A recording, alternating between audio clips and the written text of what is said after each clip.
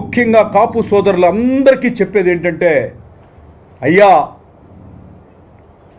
మీలాగే మేము ఇష్టపడ్డాం, మీలాగే మేము ప్రేమించాం, మీకంటే ఎక్కువ కష్టపడి నేను ఇంద్ర అనే ఆల్ టైమ్ రికార్డ్ రాశాను. ఇంతవరకు నా బిడ్డల సాక్షిగా, ముక్కోటి దేవతల సాక్షిగా చెప్తున్నాను, ఇస్తరాకేసి అన్నం పెట్టలేదయ్యా, 10 రూపాయలు బాల్ పెన్ ఇవ్వలేదయ్యా తోటి కులస్తుడికి.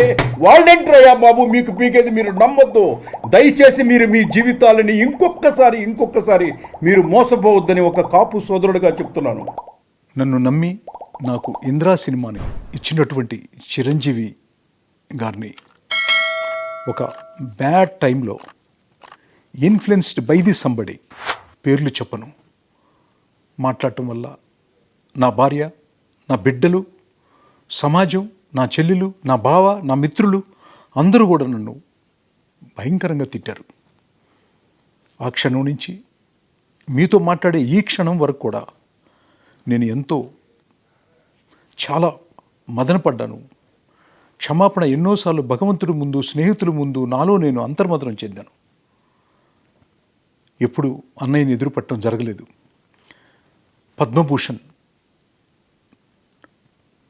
పద్మవిభూషణ్ అవార్డు ఇప్పుడు మళ్ళీ రావటం, కలవటానికి ఈరోజు మార్నింగ్ వెళితే అన్నయ్య రిసీవ్ చేసుకున్న విధానం,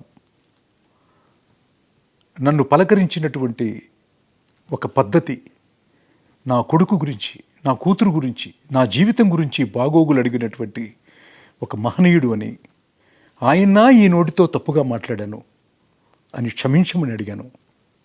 పెద్ద మనసుతో క్షమించటమే కాకుండా ఎంతో ఆప్యాయతగా, కుటుంబ విషయాలే కాకుండా కథలేమన్నా రాస్తున్నావా చిన్ని అని దగ్గరికి తీసుకొని మాట్లాడారు. అన్నయ్య, ఇంకెప్పుడు ఈ పెదాల నుంచి ఎవరిని తప్పు మాట్లాడనని మనస్ఫూర్తిగా మరొక్కసారి క్షమించమని అడుగుతూ,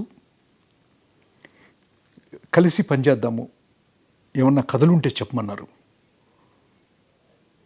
ఈసారి మీతో చేయబోయేది, మీకు రాయబోయేది ఈ భారతదేశం గుర్తుపెట్టుకోవాలని, మీకింకా ఎన్నో అవార్డులు భారత ప్రభుత్వం నుంచి మీరు తీసుకోవాలని మనస్ఫూర్తిగా కోరుకుంటున్నాను అన్నయ్య.